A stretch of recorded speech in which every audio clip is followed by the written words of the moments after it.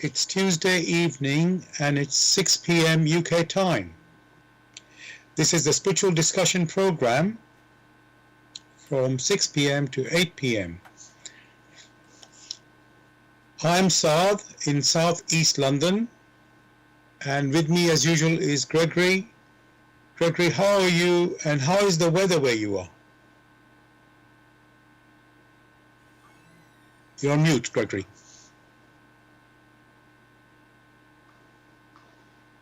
One is well, and the weather is still very bright, so right here. Okay. But it's cool. Cool. Yes. Here in London, it is also bright, sunny. The clocks went forward. I think last weekend or the weekend before, I can't remember now. A week ago actually. So this is sunnier in the evenings now. And it's been, I will say now it's sunny, but I think it was overcast earlier on. And although it's sunny, it's still a bit cold, chilly, I would say. So welcome listeners to this spiritual discussion program. The aim of the show is to introduce you to the spiritual knowledge in the light of truth, the GRAIL message by Uprushing. And every week we have a new topic for discussion. Tonight the topic is called Easter Sacrifice. And that will remind you that Easter is coming up this weekend. Obviously it's a big festival or commemoration for the Christians, and I don't want to leave other people out because also there is Passover coming as well this week. Obviously the Jews celebrate that, so that is I believe on Wednesday night or Thursday daytime it starts. And of course our Muslim brothers are also doing Ramadan, the month of fasting, so it's all coinciding at this time. So I want to wish you all well and greetings for your celebrations and commemorations. So just to remind you again, the topic we're going to discuss tonight is Easter sacrifice. And you can join in the discussion with any questions or comments by contacting us on our UK number, which is 079 39 641 958. You can call, text or use WhatsApp. And if you're outside of UK, it is 0044 79 39 641 958. Again, you can call, text or use WhatsApp. I'm going to begin with what is the GRAIL message? The GRAIL message in the light of truth by Uprushing is a spiritual knowledge of life. It offers an explanation of the world, a picture of creation on the basis of natural laws. Its lectures contain valuable basic elements as a help in life. For through the knowledge mediated, the readers again brought closer to life and led back to God. The GRAIL message deals with important fundamental questions of life by explaining in a clear and logical way the automatic working of the laws of nature, the whole weaving of creation, allowing every process to be recognized and thereby the purpose of our whole life. It is directed at the individual and speaks to the innate experiences of the human being, their strengths and weaknesses. Thus, every reader has the opportunity to discover through the intuitive perception if what is stated is the truth.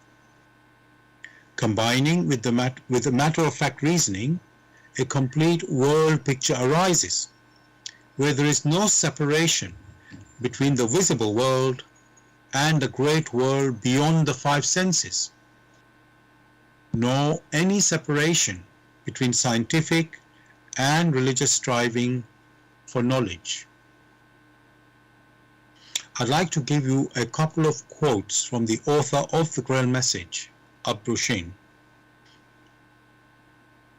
The hearer and reader of my lectures should always work within himself, keenly probing and building bridges from one lecture to the other, as well as out into the great and small world happenings. Only then will he be able to understand the GRAIL message and find that it gradually shapes itself into one complete whole, without leaving any gaps. Again and again in all the happenings, the reader will come back to the basic features. He can explain everything without having to change even one single sentence.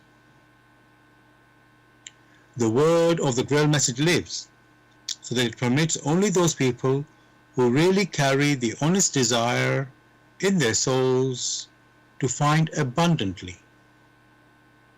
All else is automatically rejected by it.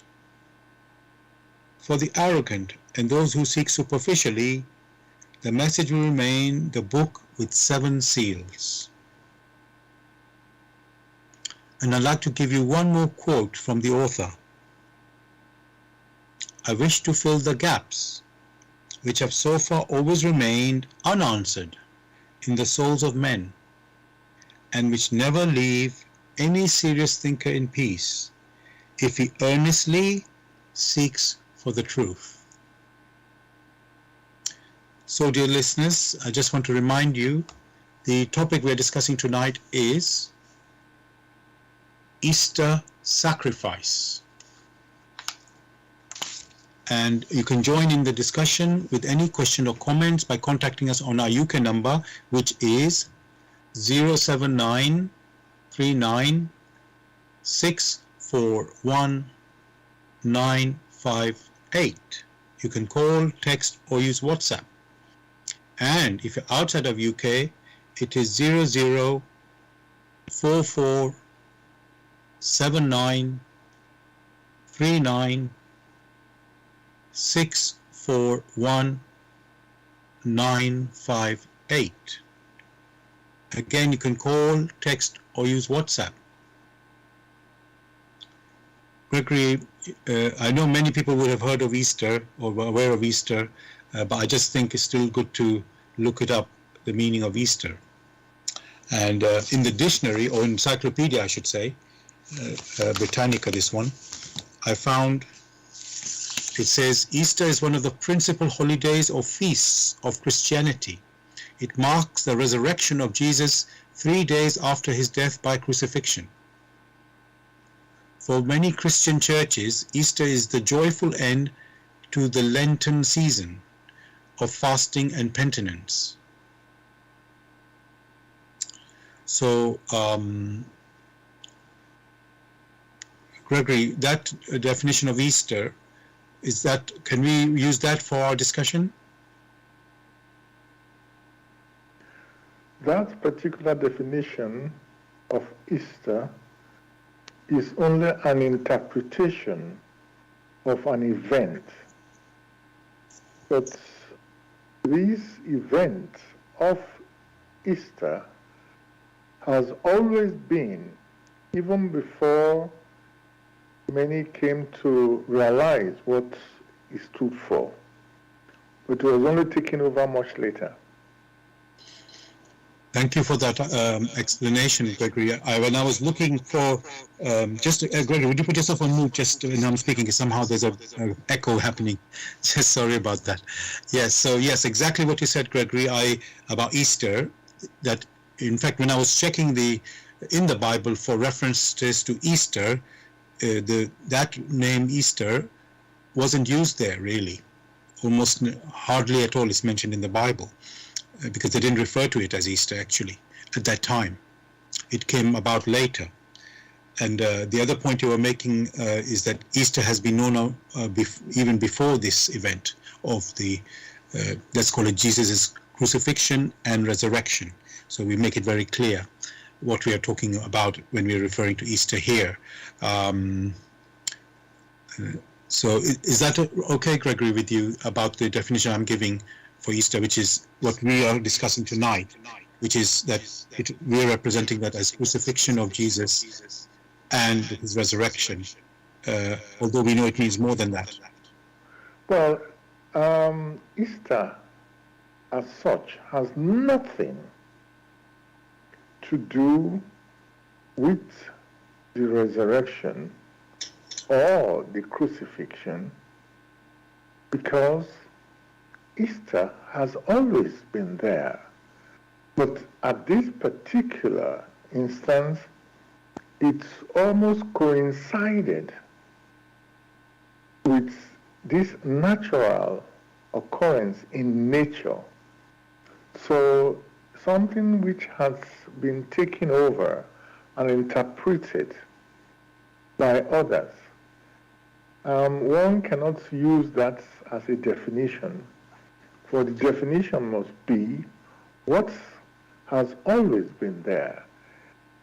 Events only fitted in later. Okay, I hear you there. So can you tell us more about Easter then, Gregory? What you said is something happens with nature. What is it that, can you tell us more? If one is to make very simple inquiries, you will find that the beginning of spring, which springs has always been there, that is the time we have the so-called Easter, in which planting comes in which it's like there is the resurrection in nature, which had been asleep in winter. So that's the beginning of resurrection. So this led to the interpretations that later on came about. I see. Okay. However, Gregory, in this program for tonight, let's say the discussion we're going to be having in the main will be about Jesus' crucifixion and resurrection. So I don't want to deviate from that. I hear you what you say about Easter. I hear that, and maybe this is a mis title of the topic for discussion tonight. But if we deviate from that, we won't be able to discuss the actual event that we want to talk about. I hope that's okay with you.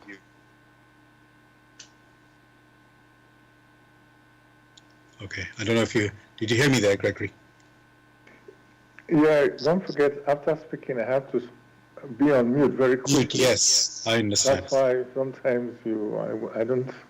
Yes. But go on ahead, yeah. But fine, yeah, we will go on that basis because let's say we have prepared for that for the show tonight. So, okay, now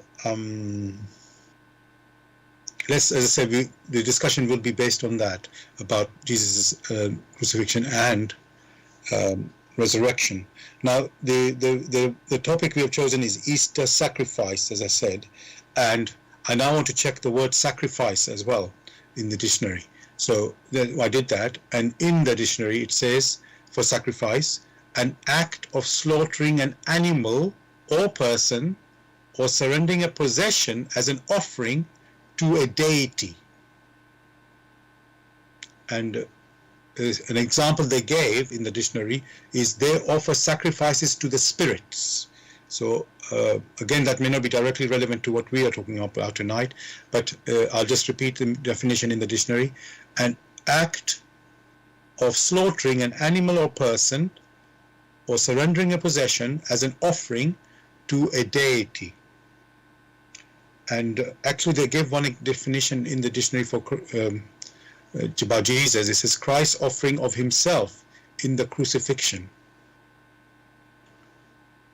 So that's the meaning they say for sacrifice, surrendering or slaughtering an animal or person as an offering to a deity.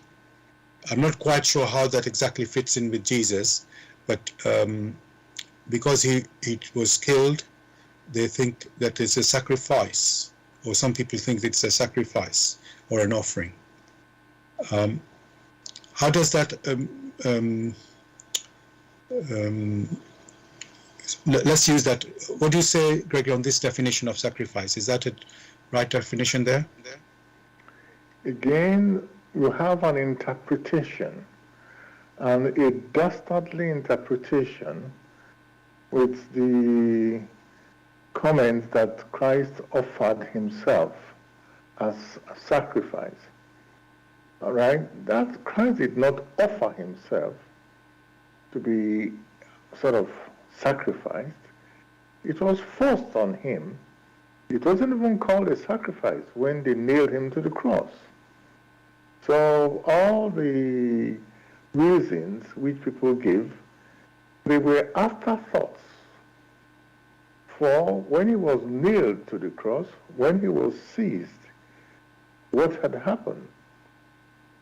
All right, they seized him, they didn't give him any chance, they accused him, they found him guilty, even when Pilate said, I find no offense with this man.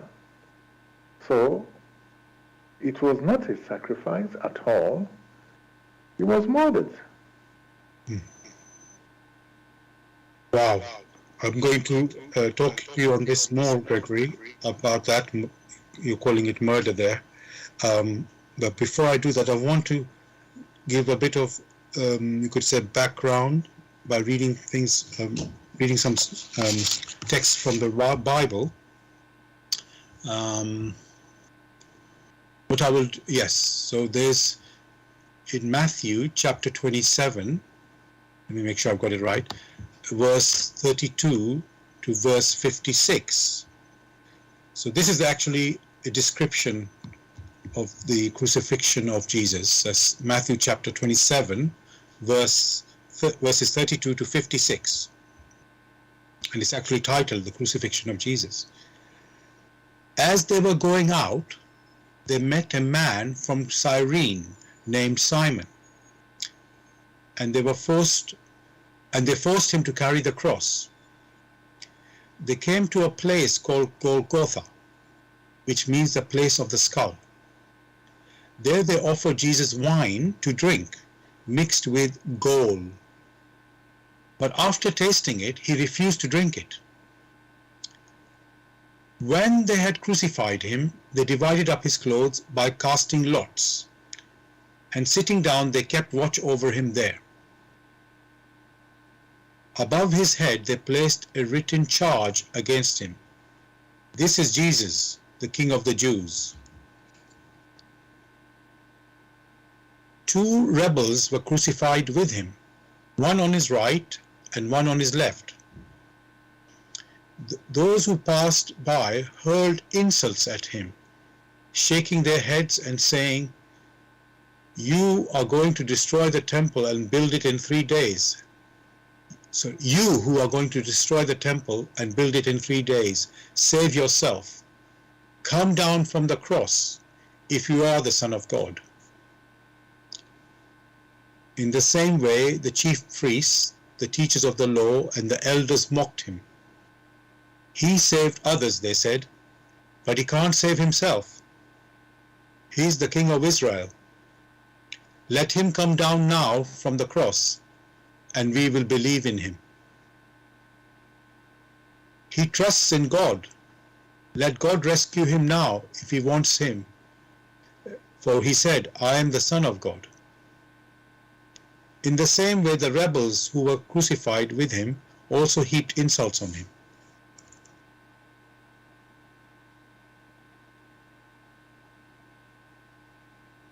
And we continue, and it's now titled The Death of Jesus. From noon until 3 in the afternoon, darkness came over all the land. About 3 in the afternoon, Jesus cried out in a loud voice, "Eli, Eli, lema sabachthani," which means, my God, why have you forsaken me?" When some of those standing there heard this, they said, "He's calling Elijah." Immediately one of them ran and got a sponge. He filled it with wine vinegar, put it on a staff, and offered it to Jesus to drink. The rest said, Now leave him alone. Let's see if Elijah comes to save him. And when Jesus had cried out again in a loud voice, he gave up his spirit. At that moment, the curtain of the temple was torn in two from top to bottom. The earth shook, the rocks split, and the tombs broke open. The bodies of many holy people who had died were raised to life. They came out of the tombs after Jesus' resurrection and went into the holy city and appeared to many people.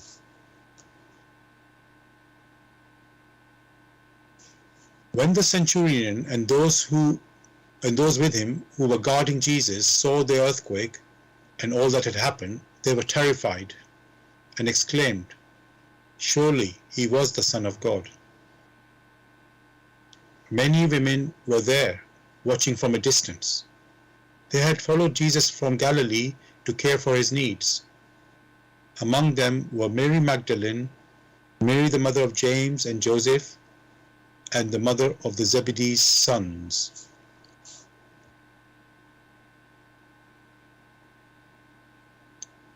So there, listeners, I've just read from Matthew chapter 27, verses 32 to 55,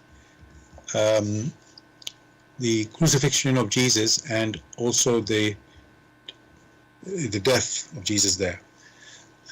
Gregory, I've got quite a few questions on these words.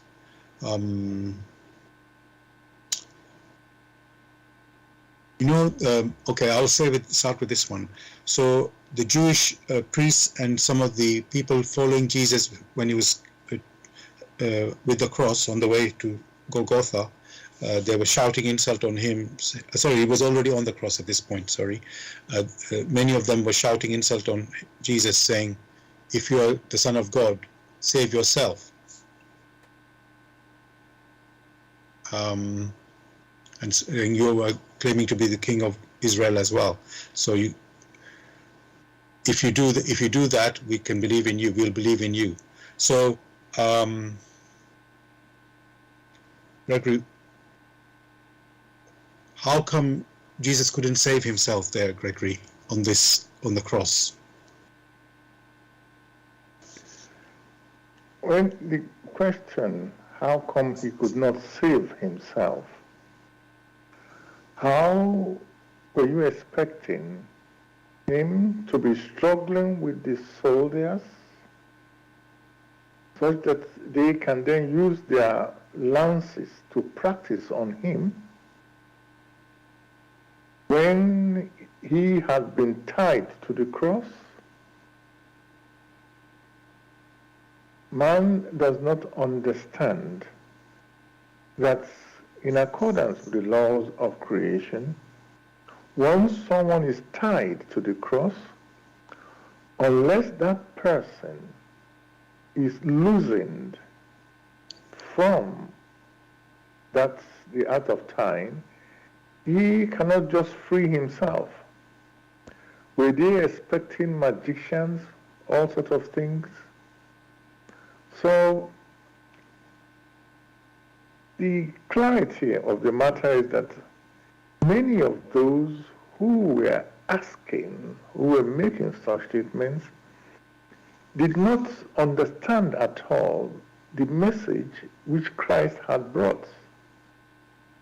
The message was that of the Spirit, and they themselves were focused on the body. So they missed the point completely.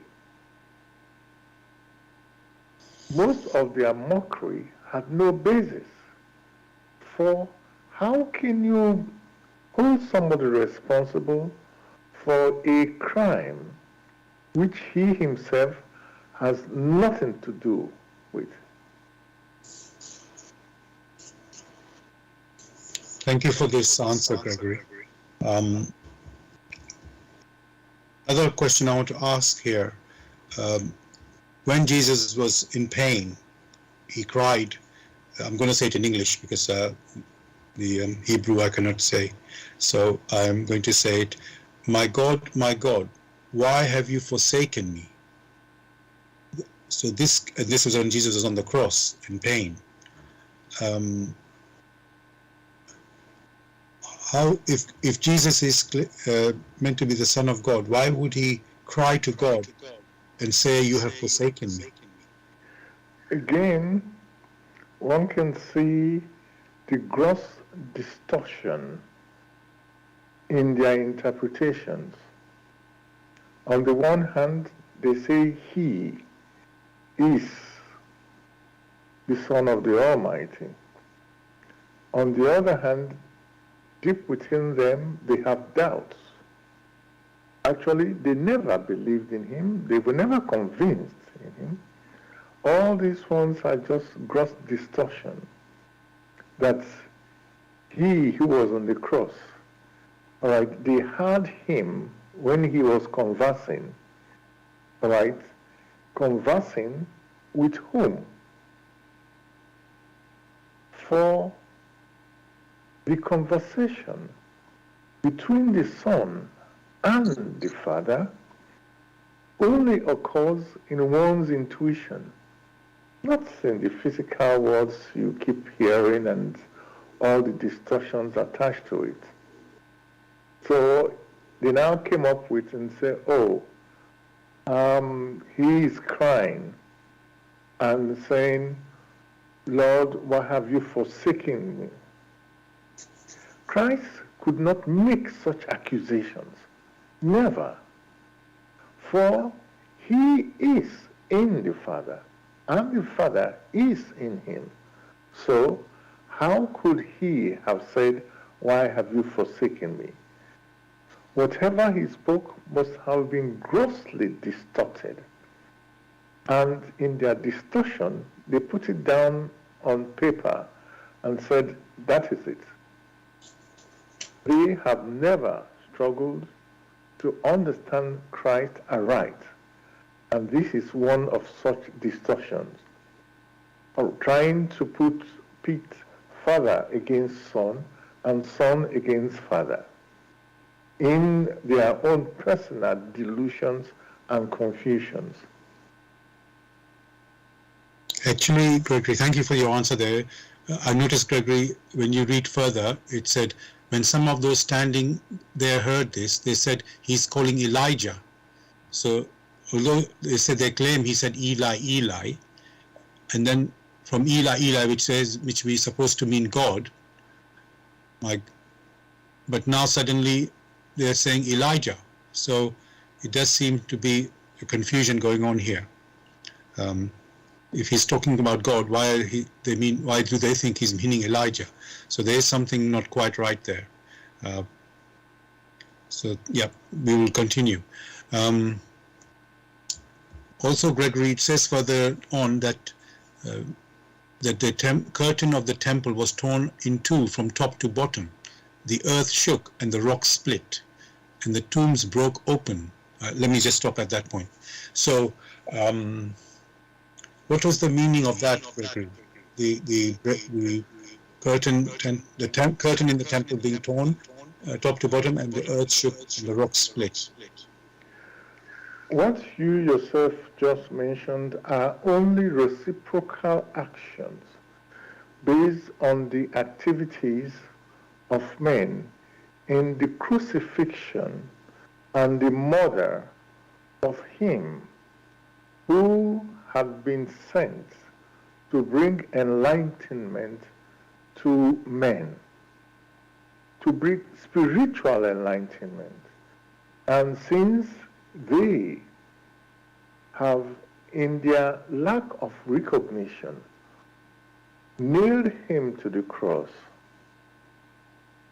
now you will find in reciprocal activities the elements were enraged. How could man do such a thing? Hence the quake, hence the tearing of the curtain. For in the past, in the Jewish tradition, they had been the Holy of Holies, all right? It was protected from the terrible thoughts of men. But at that moment, that was rent in twain, in which the poisonous, thoughts of men could now flow freely, since they, in their hatred, had nailed him who is a personification of divine love. Of course, the reciprocal activity will be terrible, for love and justice precisely are one. Thank you for this answer and picture you've painted there, Gregory. I want to go into this more. I just want to let the listeners know you're listening to Bless Radio.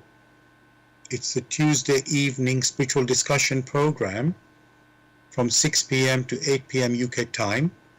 The aim of the show is to introduce you to the spiritual knowledge in the light of truth, the GRAIL message by Uprushing.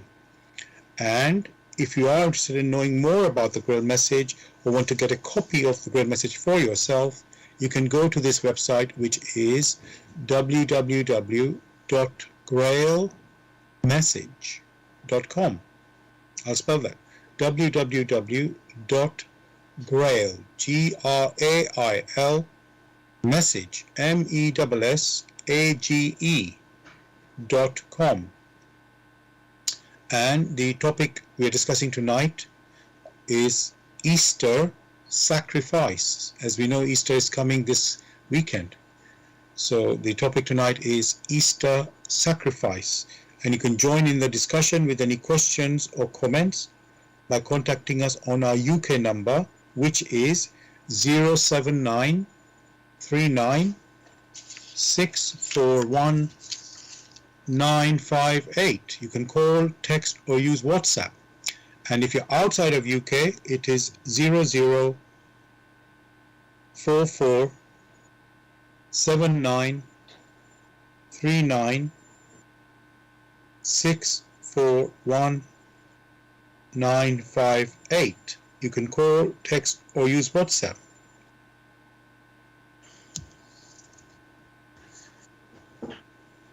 Now, and also we are broadcasting on Bless Radio 1, the number 1.com. I'll spell that. Bless is, well, you know, Bless Radio, as in it's the number 1.com. Also, we are broadcasting on YouTube. Go to youtube.com and type in the search box Bless Radio 1 with the number 1 again, space live stream. That's for the live show. You can listen to the recording of this show the next day, also on YouTube. Go to youtube.com and type in the search box Bless Radio 1, again the number 1 there, space GRAIL message, space the topic of the show, which tonight is called Easter sacrifice. And of course, you can listen to our previous shows also on YouTube. Thirdly, we are broadcasting on Zeno. That's ZENO.FM/Bless Radio 1. That's the number 1 again. Now, Gregory, you've called this event. I know Easter strictly is not what we call Easter. This weekend that is coming was there already, but we are discussing here really the crucifixion of Jesus and his resurrection, which has been labeled by Christians as Easter. So we're going to continue using that label for this discussion. Now, even though strictly it's not accurate. So now, you know, you called this event, the crucifixion, as a murder. not a sacrifice. And many people will be, let's say, shocked or very surprised to hear this. And I want to ask really, because people are trying to, let's say, understand, or let me say how the Christians understand it, and then we can explore that. They think that Jesus died, he was innocent, they accept that he was innocent, and so, but his reason for his death is that he's sacrificing himself to take away the sins of humanity. That's what is their thinking about it. Even it sounds strange, but it seems they think that man cannot save himself. He's not capable of saving himself, and so God has to help to sacrifice his son, basically, to save mankind. That's their understanding and belief.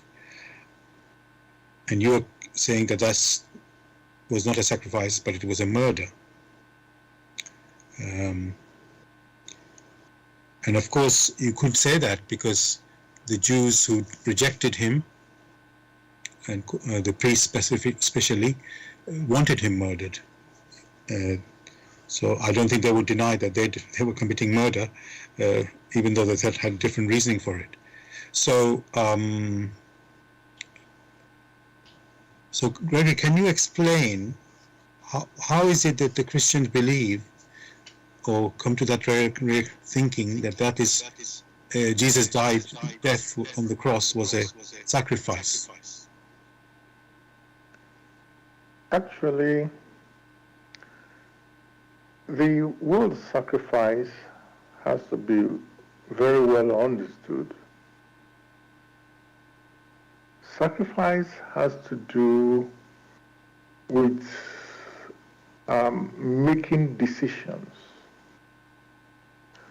Making decisions in the sense you give up one thing for another. That which is valuable, you might say, oh, let me take this instead of the other one. And when Pontius Pilate asked them, who should he set free? They themselves chose the murderers. So, in that case, they have decided. They have decided to choose murderers to be set free rather than an innocent man. So the case is very clear. Having done that, they who were granted the 10 Commandments, the first commandment, which made it very clear of their relationship to the Almighty. And I think it's the 6th commandment, which made it very clear, that means, man, thou shalt not kill. Not only did they choose murderers to innocent person, even the innocent person, they went ahead and crucified him. So, one can see very clearly that they never understood the commandments which were granted to them. They who were saved from the treacherous hands of the Pharaoh whilst in Egypt, who could have believed that they, in turn, not understanding that which was granted them, which was why Moses himself had to shatter the tablets of the law. Now, 2,000 years later, in which they have been granted someone to clarify these laws of nature, to clarify the Ten Commandments for them, they made a mockery of it, lied against him, and pushed him to the cross so that he will be murdered at their convenience. And in not finding a way how to redeem themselves, turned round and said that it was the Lord Almighty who gave his inborn son and said they should murder him to save them. People who have that view must have a diseased brain, because in their laziness they have not investigated anything.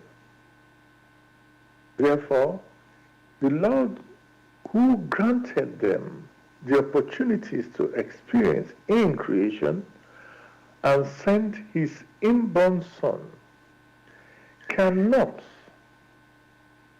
at the same time ask them to murder his son. Of what use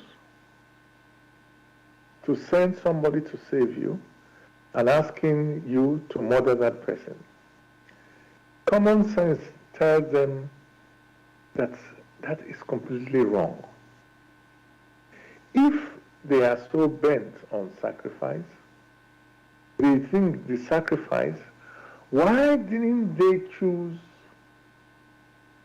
the high priest? They should have chosen the high priest. But they know that is wrong. Even the Roman emperor or the centurion who was there made it very clear. He had to wash his hands off that crime. So it is very clear that murder was one of the worst crimes that humanity had committed against him who had committed no offense, but had brought himself to explain of the laws of creation that will allow man to move from the state of unconsciousness to the state of consciousness and self-consciousness.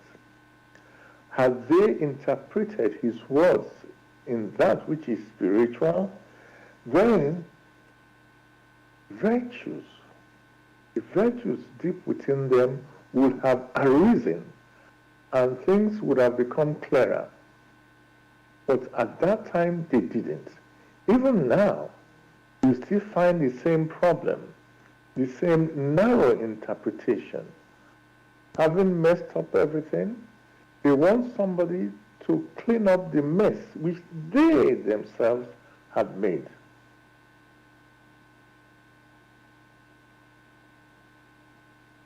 Thank you for this answer there, Gregory. I want to look at one other aspect, well, not another aspect, but just again, how you could say Christians have interpreted this event of the crucifixion of Jesus. And one of my research, I found this reference to Isaiah chapter 53. And I'm going to read that out. Of course, and they're referring, well, Christians are making interpretation on this, that this is referring to Jesus, although there's no mention of Jesus in the actual text I'm going to read out. So let me but in a way you can make a connection. So This is from Isaiah 53, the whole chapter. Who has believed our message, and to whom has the arm of the Lord been revealed? He grew up before him like a tender shoot, and like a root out of dry ground. He had no beauty or majesty to attract us to him, nothing in his appearance that we should desire him. He was despised and rejected by mankind, a man of suffering and familiar with pain, like one of whom people hide their faces. He was despised, and we held him in low esteem. Surely he took up our pain and bore our suffering, yet we considered him punished by God, stricken by him and afflicted. But he was pierced for our transgressions, he was crushed for our iniquities. The punishment that brought us peace was on him, and by his wounds we are healed. We are like sheep and have gone astray. Each of us has turned our own way, and the Lord has laid on him the iniquity of us all. He was oppressed and afflicted, yet he did not open his mouth. He was led like a lamb to the slaughter, and as a sheep before its shearers is silent, so he did not open his mouth. By oppression and judgment he was taken away. Yet who of his generation protested? For he was cut off from the land of the living. For the transgression of my people he was punished. He was assigned a grave with the wicked and in the rich in his death, though he had done no violence, nor was any deceit in his mouth. Yet it was the Lord's will to crush him and cause him to suffer, and the Lord makes his life an offering for sin. He will see his offspring and prolong his days, and the will of the Lord will prosper in his hand. After he has suffered, he will see the light of life and be satisfied by his knowledge. My righteous servant will justify many, and he will bear their iniquities. Therefore I will give him a portion among the great, and he will divide the spoils with the strong, because he poured out his life unto death, and was numbered with the transgressors. For he bore the sin of many, and made intercession for the transgressors. That's from Isaiah 53. As I say, Gregory, I've found that in some research, which Christians are saying that this is referring, there's no mention of Jesus in this text, but that's what they have taken to mean, that this is referring to Jesus as being sacrificed here, so to save, you could say, to remove the sin of the many, of the sin of the mankind. So in a way, Gregory, they're saying that this was predicted to happen. Jesus came for this purpose. And even, I must say, which seems very hard for me to take it, he said it was punished by God. So somebody who's come from God is being punished by God. So it sounds very, very difficult to understand that. Can you put any light on that, Gregory, what is being said here? There is nothing much different from your conclusion.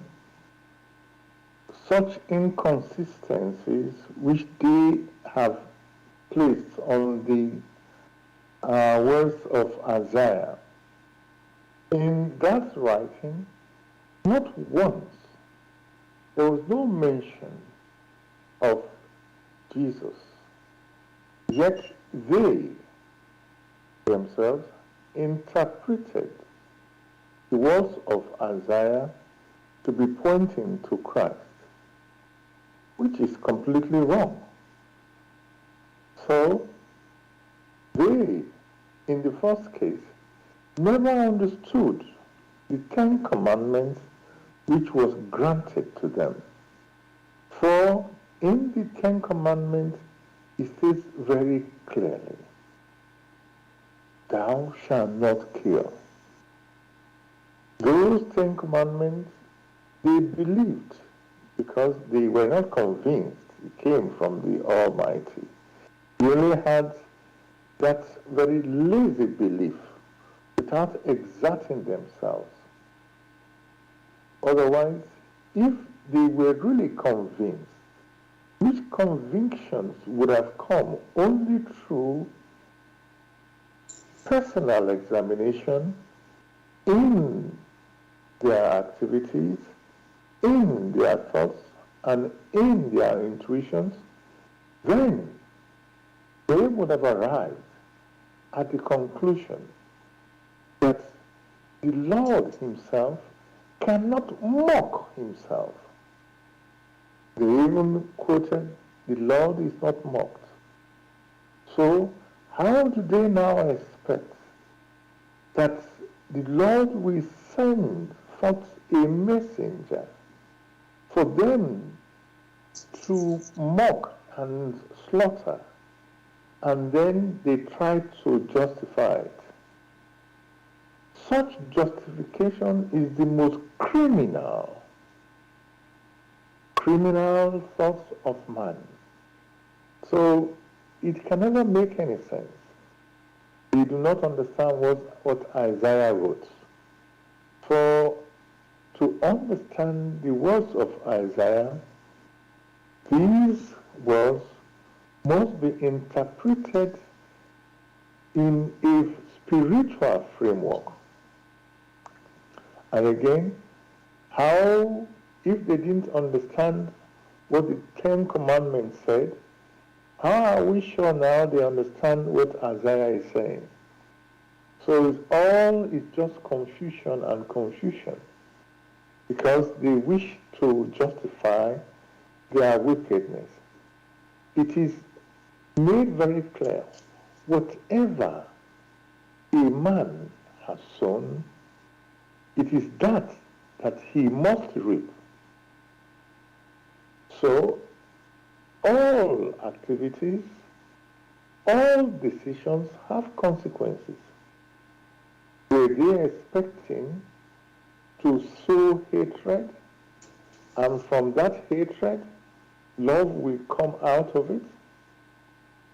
Were they expecting to go to the farm and to sow apples, and from apples, bananas will come out of it?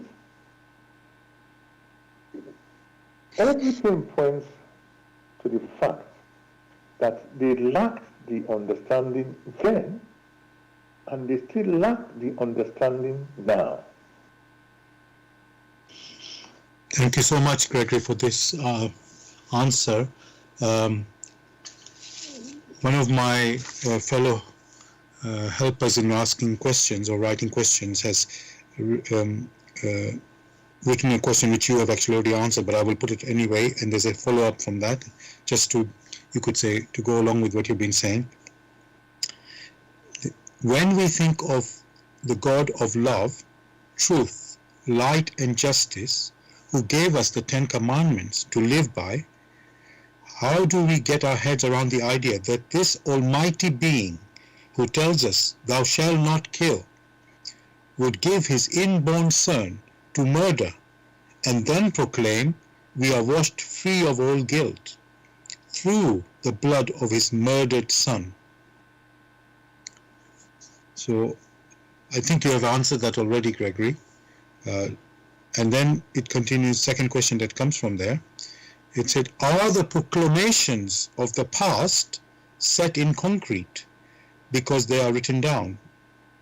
Or are they more to point warnings given to remind us of his commandments not to kill? So the question actually, yeah, go on. Actually, you find that every picture given by language is a pointer.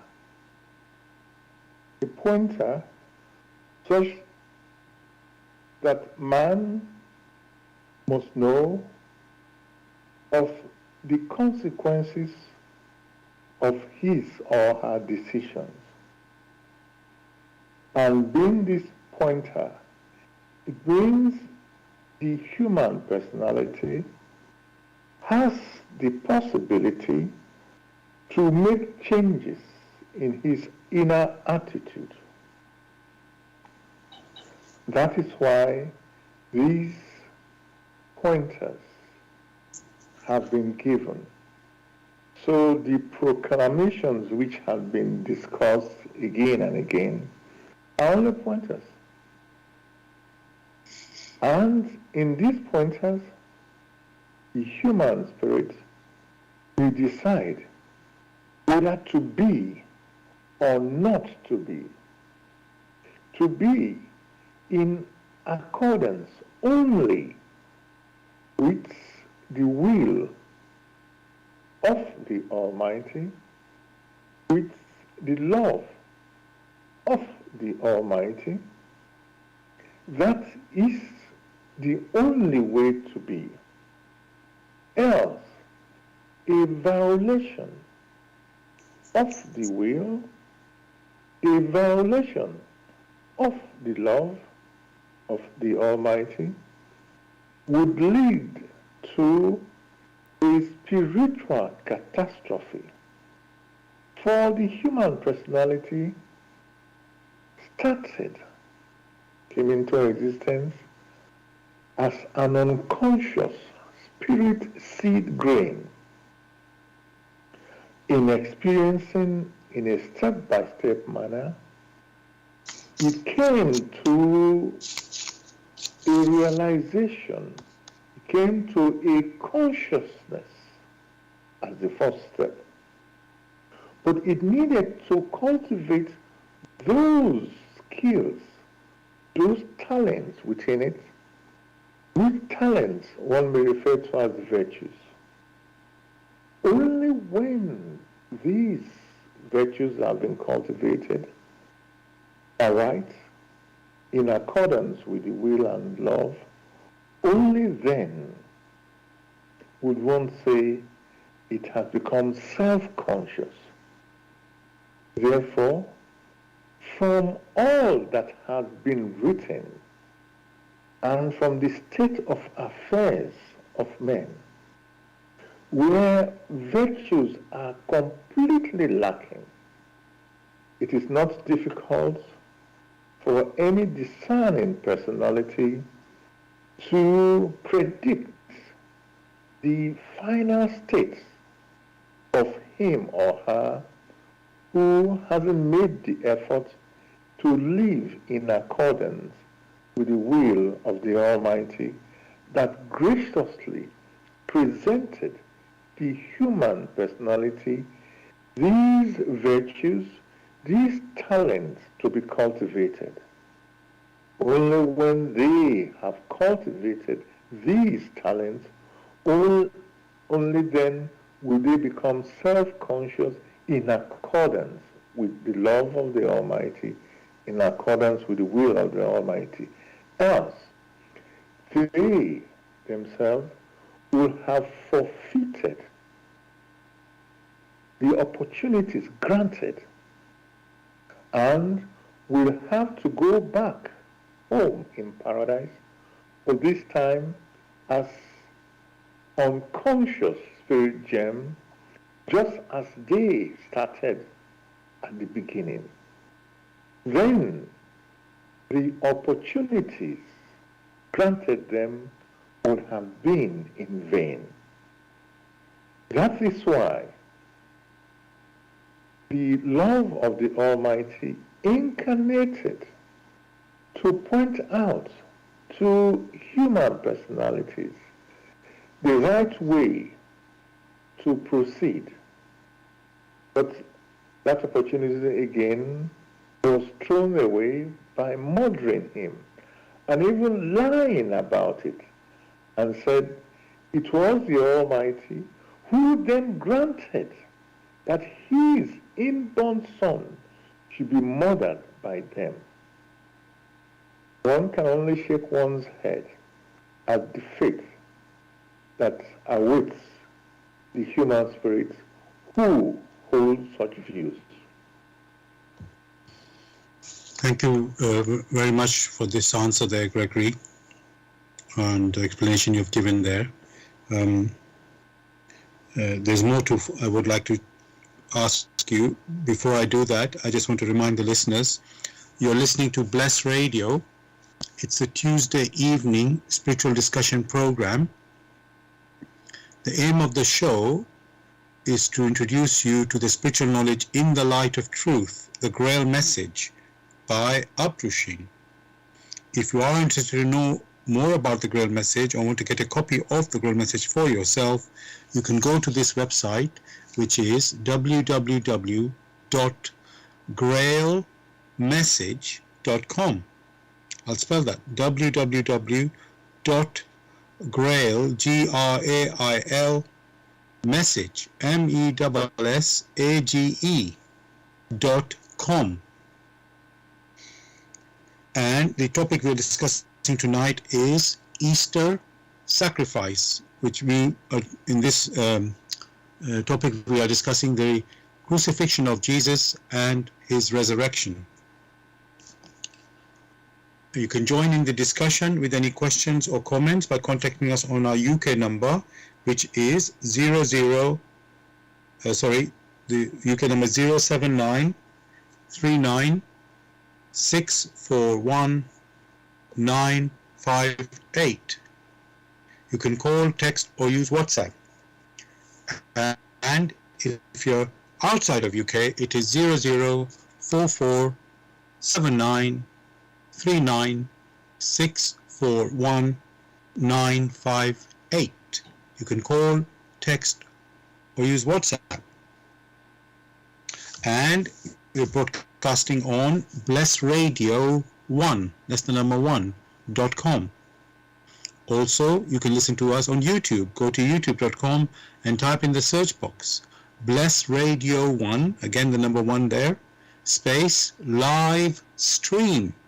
That's for the live show, which is on Tuesdays 6 p.m. to 8 p.m.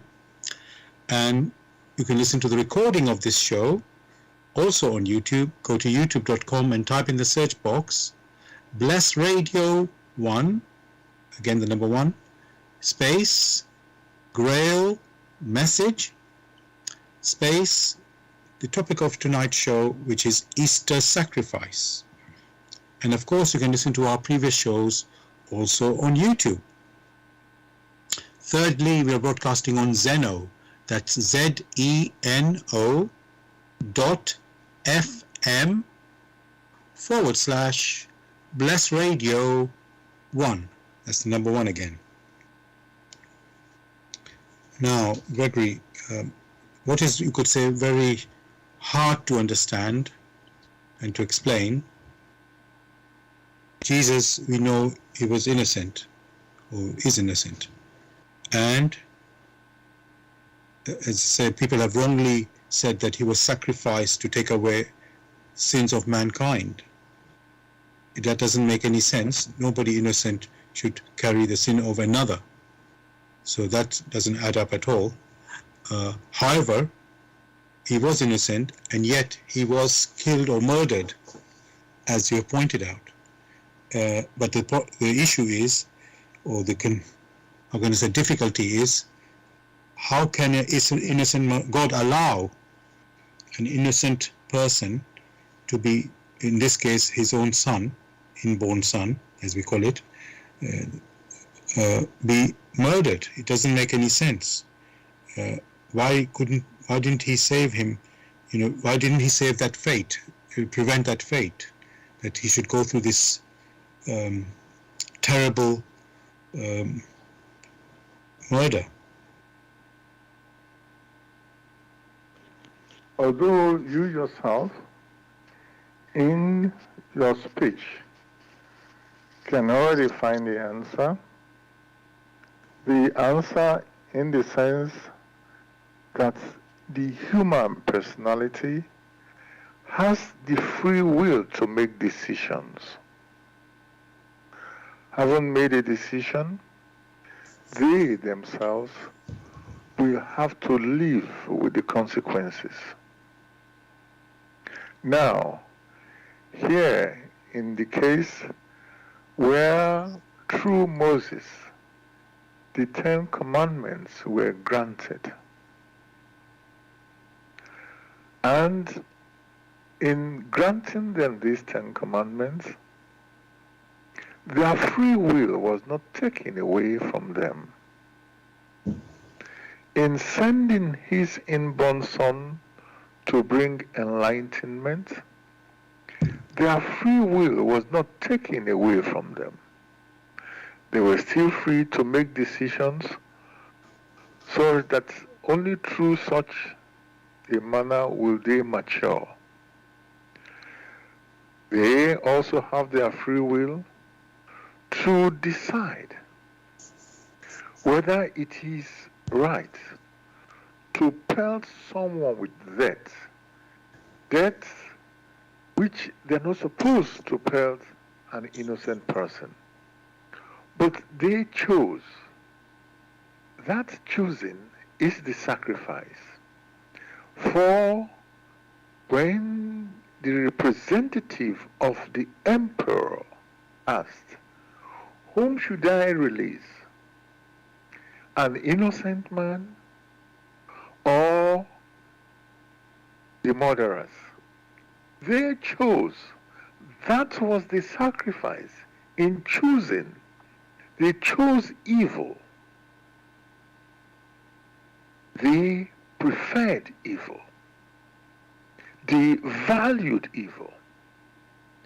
And in that valuation of evil, that is also their free will which they have applied. That free will was not denied them. Had the human personality been denied the free will, then it would have been right to say, you see, the Lord Almighty denied us our free will. So one should not expect the Lord Almighty to now send angels to those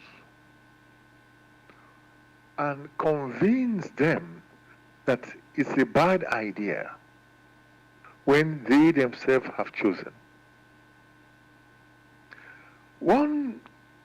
People must come out from their lazy way of thinking and reflect aright. Those who make such allegations, have their free will been denied them in making such allegations? No. They are free to decide. They are free to choose. But the consequences of their choice, they will have to experience. So it depends on the path people have chosen, their inner attitude. Why should one who has come to set things right and point out the way, why should he now take the consequences of your bad way of seeing things? That cannot happen. He himself did not put such distortions in place. It is man who chose. Thank you for that answer, Gregory. I've got another question. The Jewish priests at the time who are supposed to be servants of God, that's what they claim to be, they did not accept Jesus as the Messiah or the Son of God. In fact, they called him a blasphemer. Now, why couldn't they,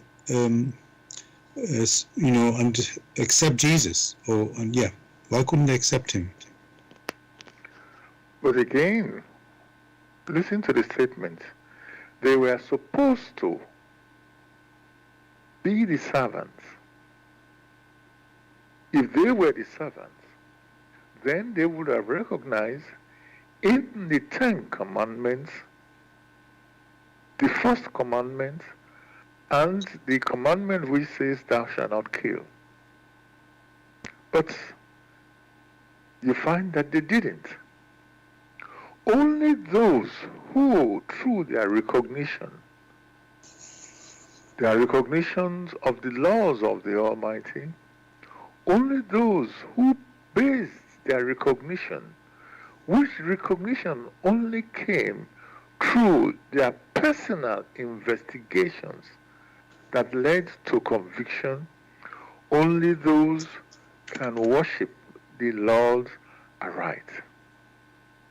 By their activities, they showed that they lacked any understanding of what worship is, and therefore everything which was done was just superficiality in order to gain trust of others so that they can earn an income. Not the worship, the true worship of the Almighty. It was not there. And thank you for that, Gregory. So what you're saying, Gregory, I mean, what I was pointing there, they could not recognize Jesus as the Son of God and the Messiah. That's why they rejected him.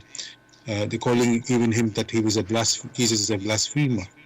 You know, that's what they were pointing to.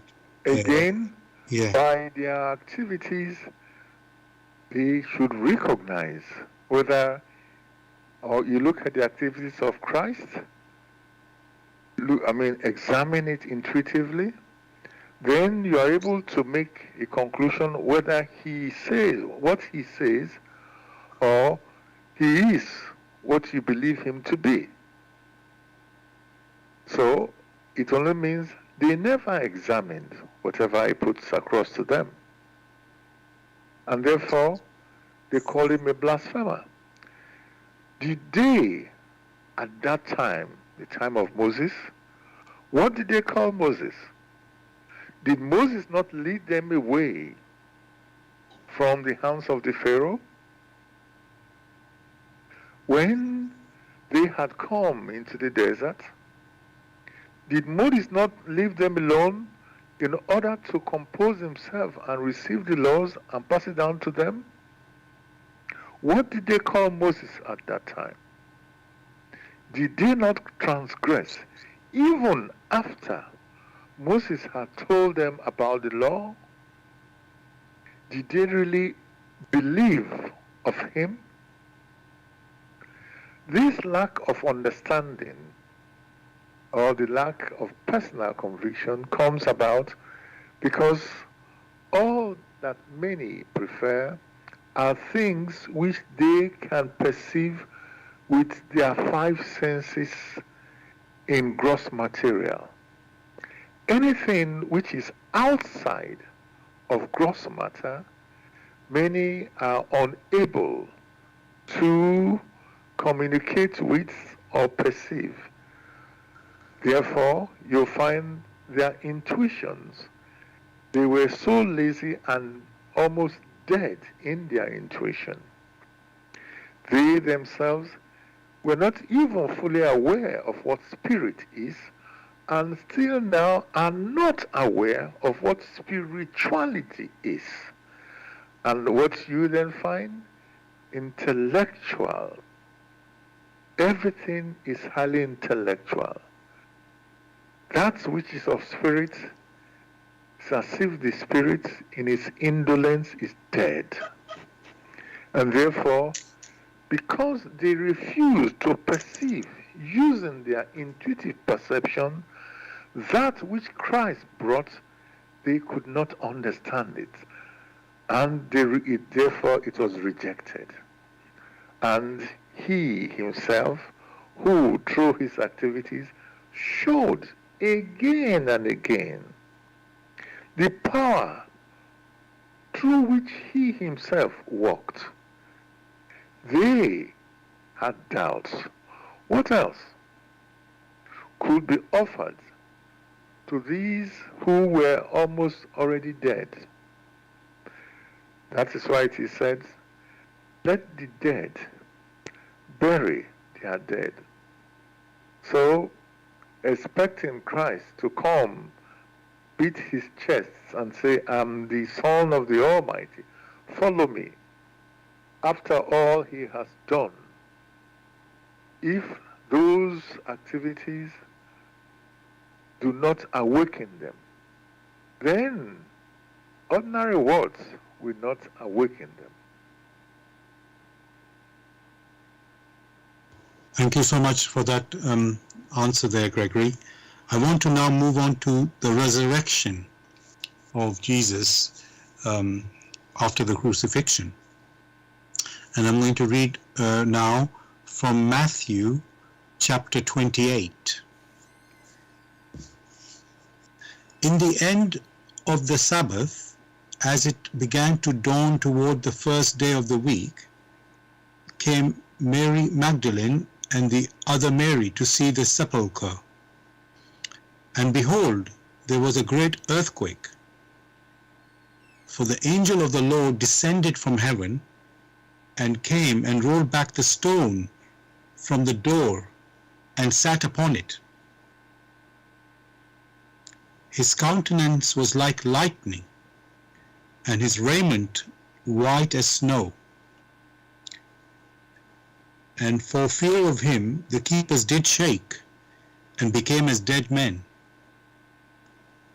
And the angel answered and said unto the women, Fear not ye, for I know that ye seek Jesus, which was crucified. He is not here, for he is risen, as he said. Come, see the place where the Lord lay, and go quickly and tell his disciples that he is risen from the dead. And behold, he goeth before you into Galilee.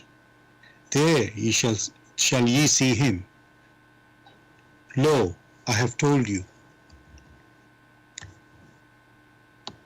And they departed quickly from the sepulchre with fear and great joy, and did run into his disciples, and did bring his disciples word. As they went to tell his disciples, behold, Jesus met them, saying, All hail.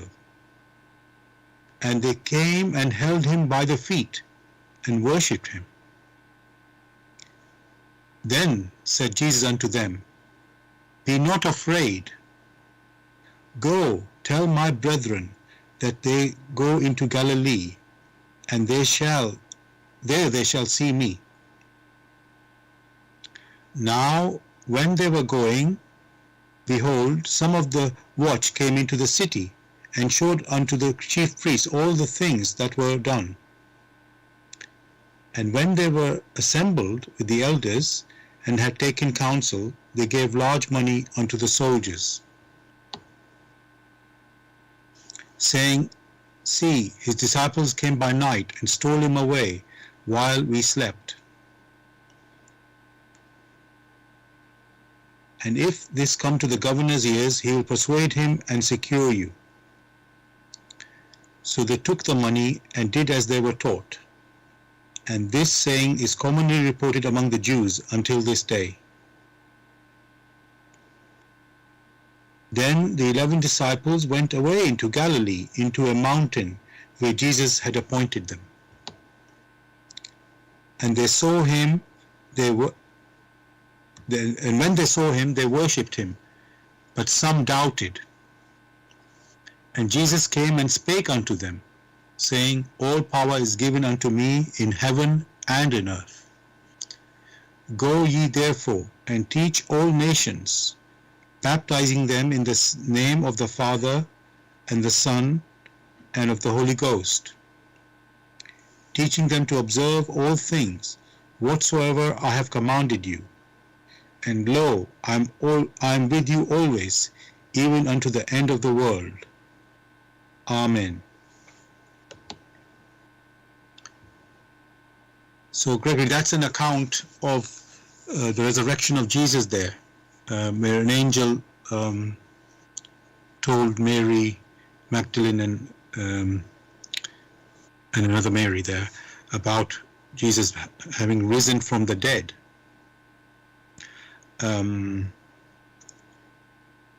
So, and that was a promise that Jesus also made, that he would rise up. Now that's really a miracle, Gregory, for someone to die and to rise up. And so what was the is that to show that Jesus is really from God? I want to understand what was the reasoning for this resurrection. Well, the problem has always been the lack of understanding. When they came, they were able to perceive of the presence of an angel. They did not see this angel physically, of flesh and blood. That was completely out of the question. But they were able to perceive of the presence, for the possibility is there they have been granted that their inner eyes, which are the eyes of the Spirit, through their intuitive perception, which present pictures, they were able to perceive of the presence. And the language which these angels spoke to them is that of the Spirit. That language which we refer to as the intuitive perception. On the other hand, you have the account which Matthew has given with all the wrong distortion very well laced into it. For the human personality is made up here on earth of flesh, blood, and that which activates the flesh and the blood is the soul of man. The soul, the inner core of the soul, which is of spirit. It is that soul which separates from the body of flesh and blood. That process is what you call death. Therefore, the human soul always at the point of death separates and rises depending on its density, rises away after the separation of the soul and or the separation of the soul from the human body.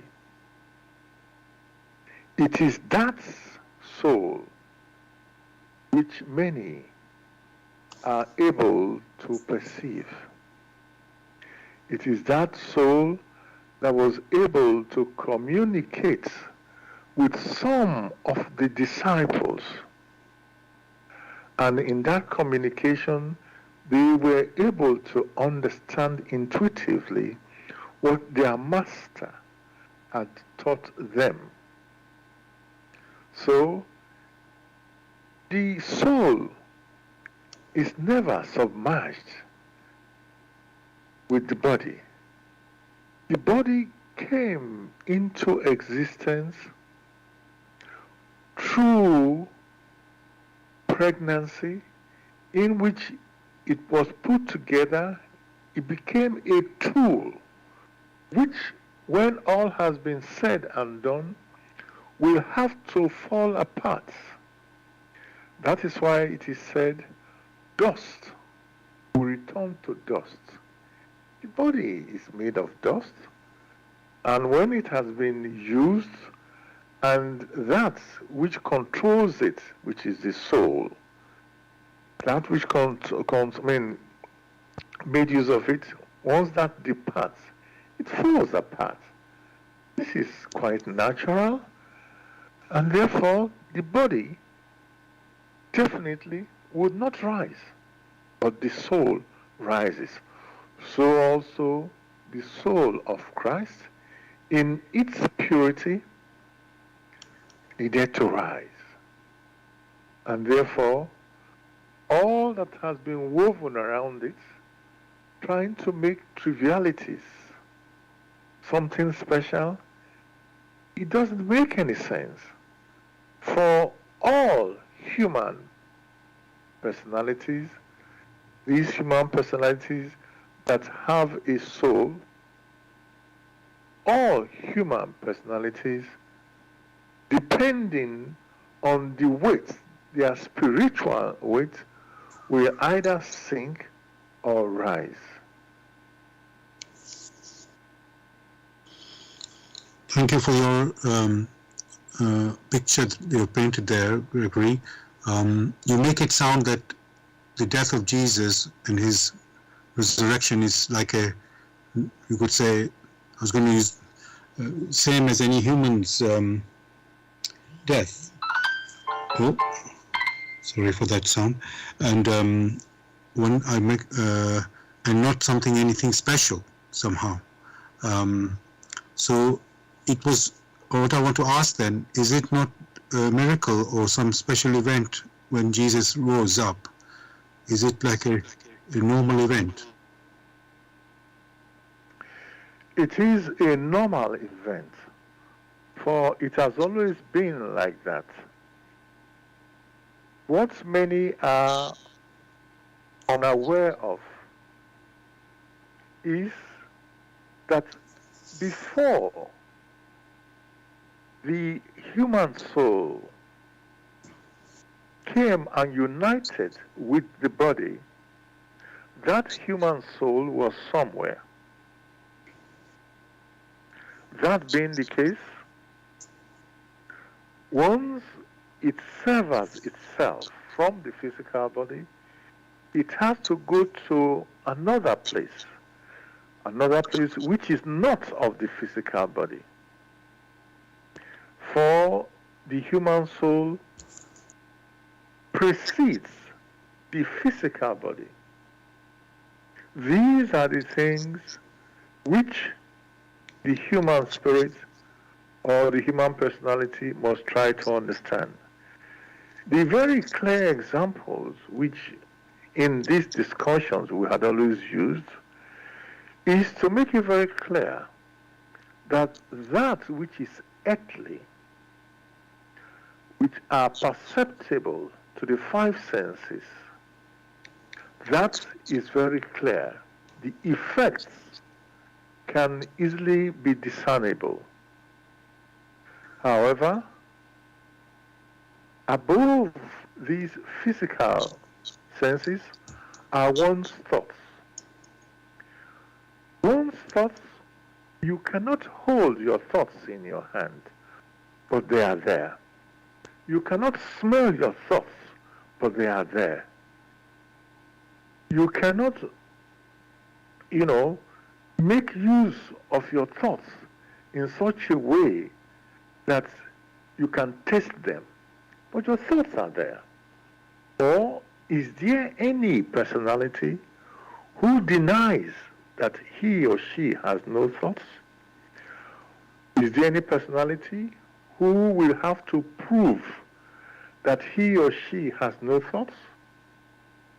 Therefore, it is assumed and accepted that the personality has thoughts, which thoughts are completely independent of the physical five senses that the body uses to experience. Just as there are thoughts which are also tied to some extent to the earthly, so also the human personality has intuitions. These intuitions, they are not tied to the body. The origin of the human intuition is the human soul or the human spirit. The human spirit, which is the core of the soul. That origin, that entity that is referred to, that category, that type, which we refer to as spirit, with its qualities, that does not tie itself. One can see that at the end, when the human body, the gross material human body, is severed, that means the human soul now goes its way. Then that which activates the human body goes its way. The human body is not independent. It was dependent on that which made use of it, and therefore it has to fall back to dust from whence it came. Whereas the soul lives on. It is the soul that rises, not the human body. Thanks very much, Gregory, for this explanation. Obviously, we know the general understanding of people has been that Jesus had a physical resurrection after his crucifixion, and they based all their understanding on that. But what you have told us is that actually, no, it was the soul that rose up, not the body. And so, yes, there are stories. The disciples touched his feet, and whatever physical, how can I say, understanding that they took from that. But it was, you can say, they were touching his soul feet and with their own soul. So, but they maybe, I don't know if they knew that they're seeing the soul, or I'm talking about the disciples now, that they knew that that is their soul, using their soul eyes, they're seeing Jesus' soul body, or they thought it is the physical body. That I am not too sure. And then whatever happened later is how it has been understood by people is, oh, it's a physical resurrection, and that's what they saw. Another way I can ask people to maybe look at it, we know there's something, or let's say people are aware, they've heard of ghosts, which you can say, you know that the person has died and it is not in his physical body. Ghost is not somebody in a physical body. So you can imagine it that way, that's what has happened here. And that happens, but normally, how can I say, most of us don't see that, don't see ghosts and so on like that. So, you know, it's just a theory for many of us. But here, that is what you could say, if you want to have a sort of a simplistic picture, that's how you could take it. And to make it, let's say, as real as you can, in those of us who don't have that direct experience of these things. Yes, so thank you for that. I want to tell listeners that you're listening to Blessed Radio. It's the Tuesday evening spiritual discussion program from 6 p.m. to 8 p.m. UK time. The aim of the show is to introduce you to the spiritual knowledge in the light of truth, the GRAIL message, by Uprushin. And if you want to know more about the GRAIL message, or want to get a copy of the GRAIL message for yourself, you can go to this website, which is www.grailmessage.com. I'll spell that, www.grailmessage.com. GRAIL, GRAIL, message, MESSAGE.com. And the topic we're discussing tonight is Easter sacrifice, which in our discussion we mean the crucifixion and the resurrection of Jesus. And if you would like to get involved by asking any questions or make any comments, you can contact us on our UK number, which is 079 39 641 958. You can call, text, or use WhatsApp. And if you're outside of UK, it is 0044 79 39 641 958. You can call, text, or use WhatsApp. And we are broadcasting on Bless Radio 1, that's the number 1.com. You can also listen to us on YouTube. Go to youtube.com and type in the search box Bless Radio 1, the number 1 again, space live stream. That's for the live show. You can listen to the recording of this show also on YouTube. Go to youtube.com and type in the search box Bless Radio 1, that's the number 1 again, space GRAIL message, space the topic of the show, which tonight is Easter sacrifice. And of course you can listen to our previous shows as well, also on YouTube. Thirdly, we're broadcasting on Zeno, that's ZENO.FM/Bless Radio 1, the number 1 again. Now, Gregory,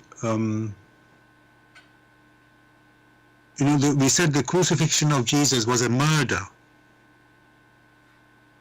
and then he rose up in his soul, body, or soul, let's call it as soul, on three days after that, which, as I say, we've said the disciples, some of the disciples were able to see with also their souls. And now, what I want to ask Gregory, if this was a murder, let's say it's not something you can really celebrate, right? So how are we meant to commemorate this event? Like has been discussed, you find this event was a dastardly murder inflicted on someone who is completely innocent. In that case, each person must ask themselves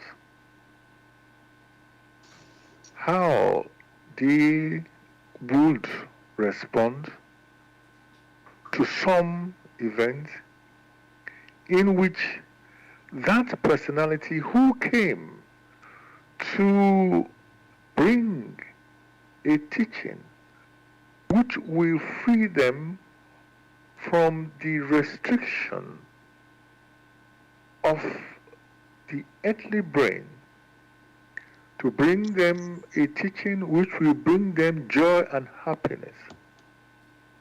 How will they respond to such wicked things which have been inflicted on that person? For many, the first is to try to understand aright that which had been given to them, and subsequently in the understanding, or in understanding aright, live by those principles which he himself brought.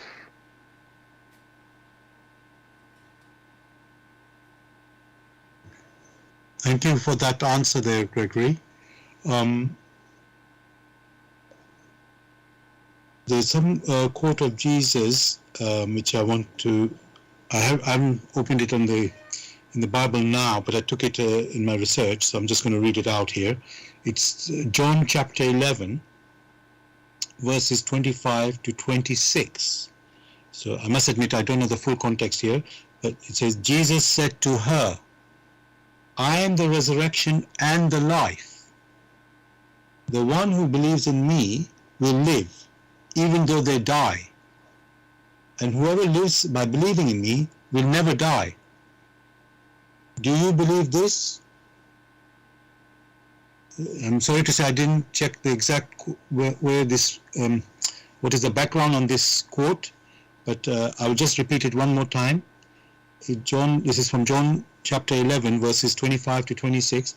Jesus said to her, I am the resurrection and the life.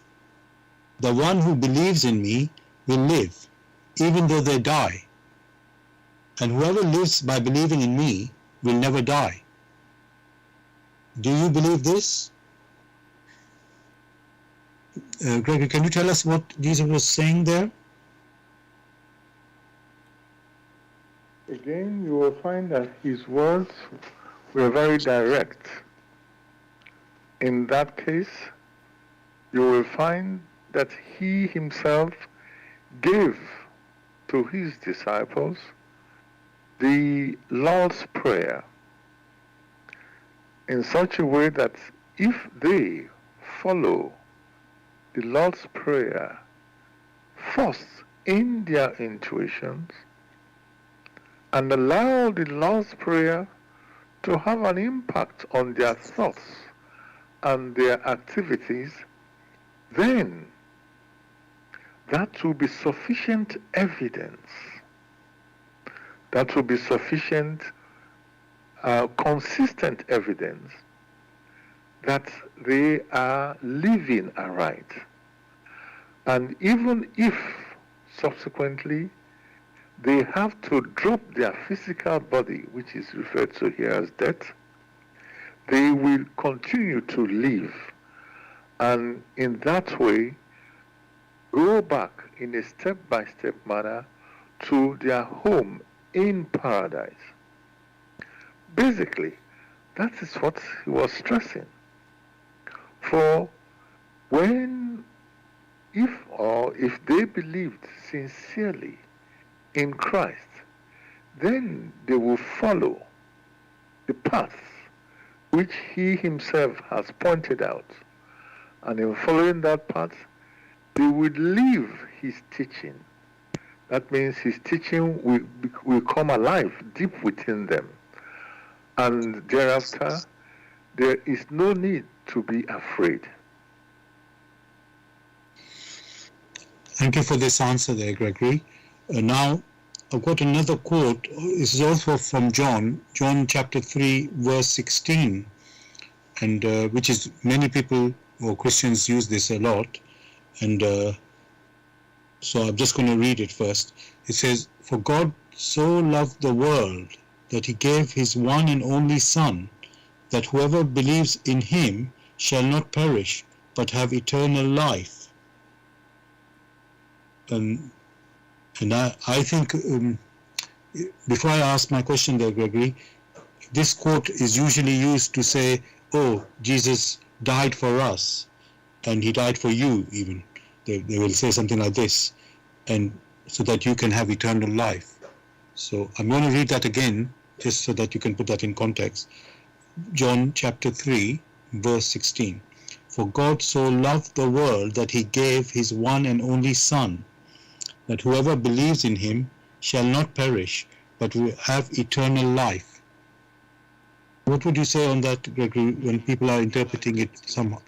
Let's say, I can't quite say how to put it, but they're making some sort of different interpretation to what you have been saying.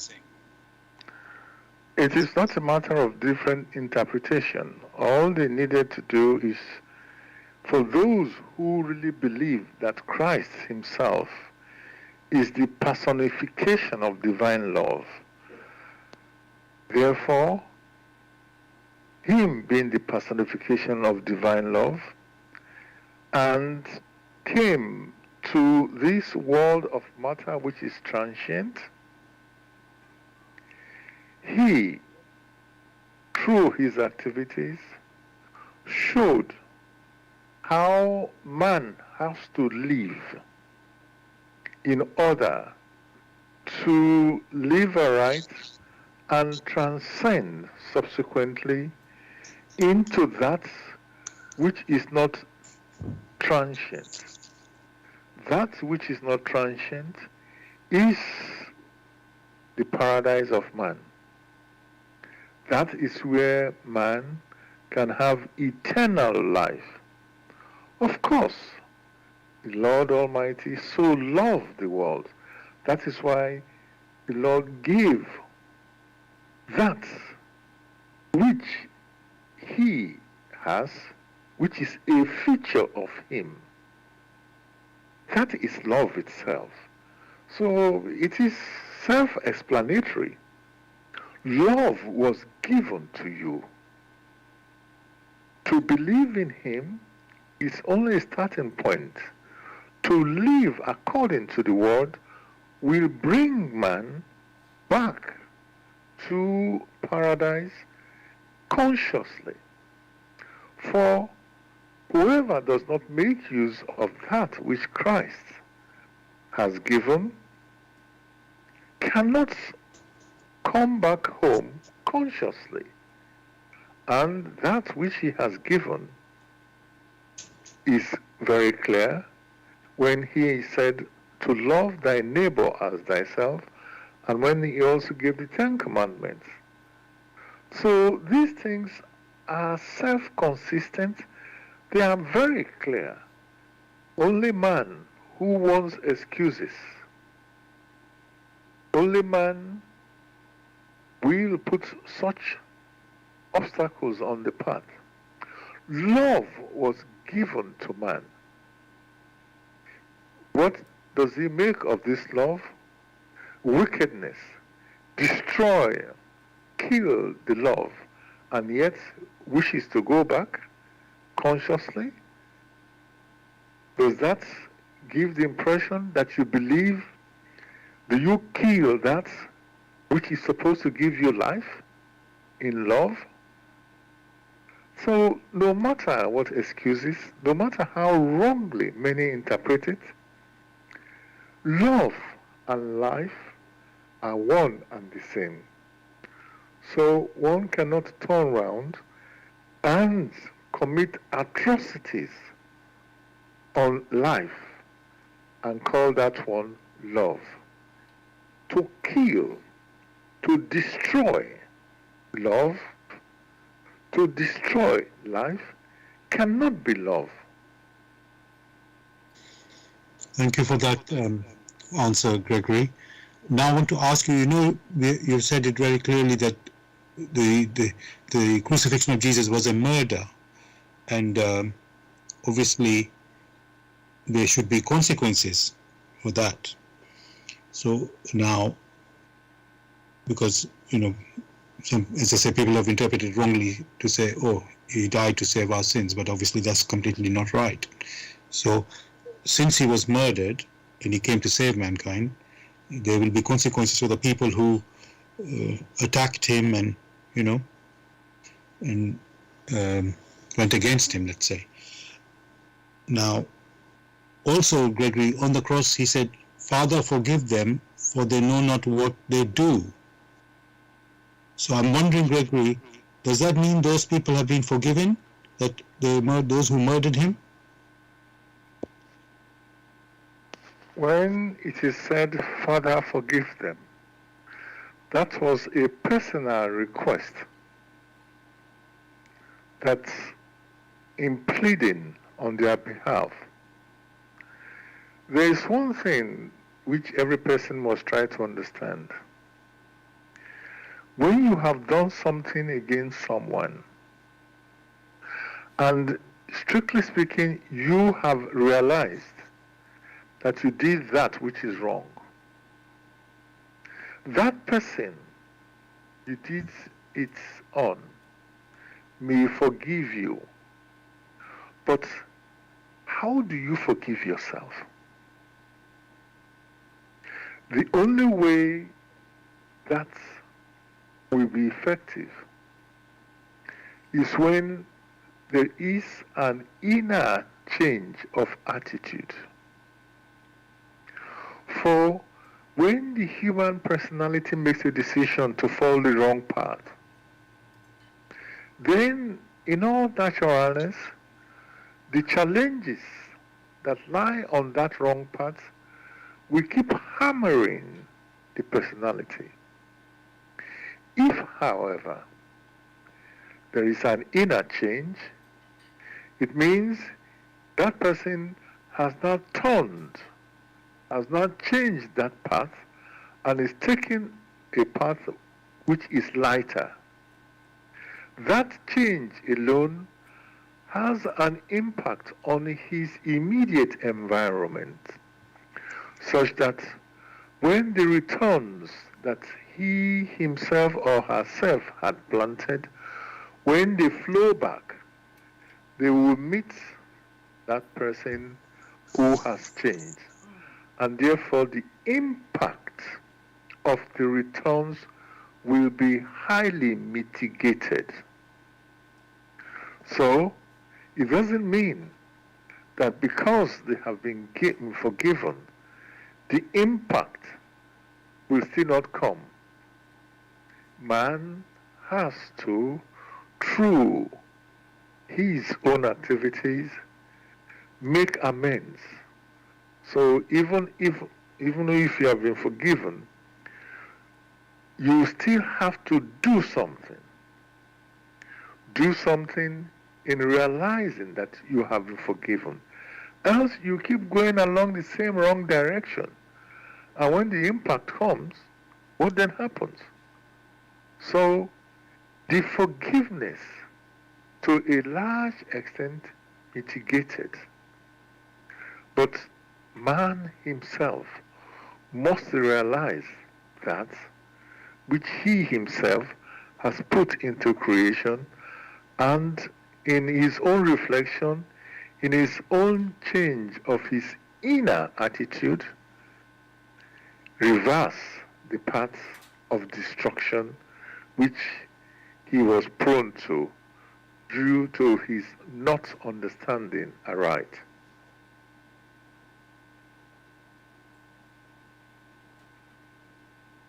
Thank you so much for that answer, Gregory. We all pretty much come to the end of the show, so I'm thinking if there's any other question I can ask you now. I'm just thinking how we can mark this. I did already ask anyway how to sort of mark, commemorate Jesus' death and resurrection. We know it's a murder, so it's like the best way, as you said, was to follow his message, live the way he asked us to live, and that would be an honor for his, in honor for his death. So maybe, yeah. Anything else you might want to say, Gregory, now, just before we come to the end? Life is, or living is an opportunity. And having the right attitude on how to respond to challenges is the key. The right attitude refers to the normal reference framework of the laws of creation that one needs to use. So with the so-called Easter period, it is hoped that there is a new beginning. Thank you for that, Gregory. Listeners, I hope you've enjoyed our discussion on the topic of Easter sacrifice, which is meant to reflect on Jesus' crucifixion and his resurrection. And I now would like to read from the GRAIL message, the foreword of the GRAIL message, which is titled, For Your Guidance. The bandage falls and belief becomes conviction. Liberation and redemption lie only in conviction. I am addressing earnest seekers only. They must be able and willing to examine this matter objectively. Religious fanatics and irresponsible enthusiasts may hold aloof, for they are detrimental to the truth. As for the malevolent and prejudiced, they shall find their sentence in the very words. The message will strike only those who still carry within them a spark of truth and the yearning to be true human beings. To all such it will become the shining light and staff. It will lead them unswervingly out of all the chaos of the present-day confusion. The following word does not bring a new religion, but is intended as the torch to help all serious listeners or readers find the right path, which leads them to the longed-for height. Only he who bestirs himself can advance spiritually. The fool who uses extraneous aids for this, in the form of ready-made opinions of others, only walks his path as if on crutches, while ignoring his own healthy limbs. But the moment he boldly uses all the abilities which lie dormant within him, awaiting his call to help in his ascent, he is employing the talent entrusted to him in accordance with his Creator's will, and will easily overcome all obstacles that seek to divert him. Therefore awake. Genuine faith lies only in conviction, and conviction comes solely through an inflexible weighing and examining. See that you are truly alive in the wonderful creation of your God. Aprushin. So listeners, if you are interested to know more about the GRAIL message and want to pick or get a copy of the GRAIL message for yourself, you can go to this website, which is www.grailmessage.com. I'll spell that. www.grail, G-R-A-I-L, message, MESSAGE.com.